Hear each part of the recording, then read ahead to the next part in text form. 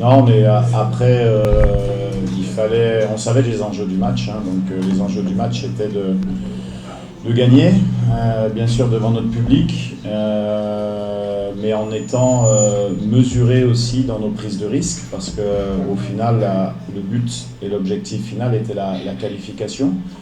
Sur ce point-là, je peux comprendre qu'il y ait un peu de frustration de la part des supporters, parce qu'on a réussi à marquer assez tôt dans la rencontre, et après, voilà, on a attendu que cette équipe qui s'était bien regroupée et très bien organisée tactiquement puisse sortir, parce que voilà, donc c'est vrai qu'on a eu beaucoup de possessions, on va dire stériles, mais tant qu'on avait le ballon, on prenait pas de but, et puis on savait qu'à un moment donné, avec l'obligation du Soudan de gagner pour se qualifier, ils allaient ouvrir tactiquement. C'est ce qui s'est passé, puisqu'ils sont passés à 4 sur les dernières minutes, et c'est à ce moment-là qu'on a eu les occasions pour mettre le deuxième but, et ça a été fait. Donc non, c'est un match qu'on a bien géré, qui c'est jamais facile devant le public, parce qu'il y a une obligation de résultat. Mais dans la gestion, j'ai trouvé que les garçons sont à féliciter. Ça, c'est le premier point. Et puis, le deuxième point, ils sont à reféliciter aussi, parce qu'on a démarré ces qualifications avec 0 point, dernier du groupe. Et ce soir, on termine premier et qualifié pour la CAN. Ça, c'est un travail qui s'est fait sur une année, puisque je pense que le premier stage avec eux, c'était au Maroc au mois de septembre, l'année dernière. Et tout le mérite revient aux joueurs. Vraiment, ce qu'on leur a proposé, si on n'a pas les joueurs qui s'impliquent à 150% à l'image de notre capitaine, à l'image des cadres de l'équipe, ça ne se réalise pas. Donc moi, ce soir, j'ai envie de tirer un gros coup de chapeau à mes joueurs, et je suis très très content pour eux. C'est fantastique. C'est fantastique parce qu'on sait qu'on est poussé, qu'il y a de l'ambiance. Il y a eu un faux départ, donc ça fait aussi partie de la réadaptation mentale au niveau des joueurs. Et là-dessus, j'ai de grands professionnels qui jouent dans les grands clubs, donc ils sont capables de gérer ces événements-là.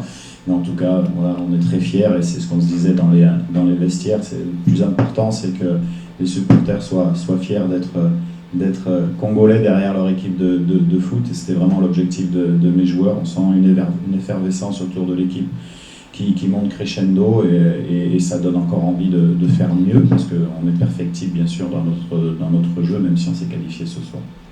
Vous l'avez dit, c'est pas 11 joueurs, c'est un plan de jeu. D'ailleurs, il n'y a pas de remplaçant pour moi, il y a des finisseurs, c'est-à-dire qu'il y a une stratégie qui est mise en place. Ça fait 2 fois qui profite du beau travail de Cédric. C'est pas facile pour un attaquant de jouer dans une interligne de 5 en 5-4-1, c'est difficile, il n'y a pas eu d'espace. Même Gaël n'a pas eu beaucoup d'espace pour les exploiter. Voilà, et donc le tout, c'est qu'il y a un état d'esprit. Il y a la concurrence, c'est vrai, mais bon, pour rebondir sur le temps de jeu, Mayele a eu pendant pas mal de temps d'arrêt, parce qu'il était en transfert entre Youngstar et Pyramide, et puis il est simplement en stage, mais le championnat égyptien n'a pas repris, donc voilà, je pense qu'il avait 15-20 minutes à nous donner de bonne facture, c'est ce qu'il a fait, et on est très content pour lui, parce qu'il le mérite, mais il profite également du travail de toute l'équipe. Nous, l'objectif de la deuxième mi-temps, c'était, même si c'est difficile à faire, mais c'était de donner un peu le ballon au Soudan pour qu'il vienne sortir quand même, parce qu'on avait du mal à trouver de la profondeur derrière. Donc c'est vrai qu'on a joué beaucoup plus bas, ils ont eu un peu plus de possession, mais c'était un peu l'objectif. Après, ils ont des joueurs rapides, ils sont bien organisés. C'est une équipe qui a battu le Gabon, qui nous avait battu au match aller, donc même si il faut les féliciter, parce qu'ils sont restés dans le match jusqu'à la fin, au final. Voilà. Mais après, je pense qu'on a quand même tactiquement bien géré le match.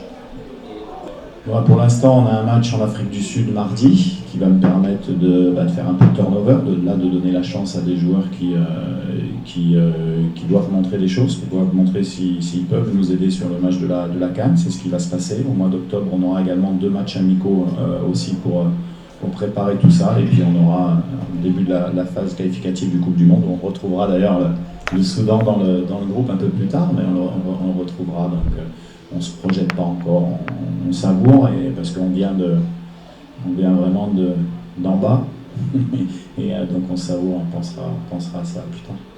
Bah, on commence à trouver un équilibre, hein. On commence à trouver un équilibre, il y a du monde, on a 28 joueurs sur ce stage, plus certains qui ne sont pas dans le groupe, qui sont susceptibles d'y être, hein, comme certains qui sont suspendus ou d'autres en méforme, donc on commence à avoir des choix, c'est ce qui nous donne aussi cette osmose à l'intérieur du groupe, cette discipline, parce que tout le monde a envie de montrer le meilleur de soi-même.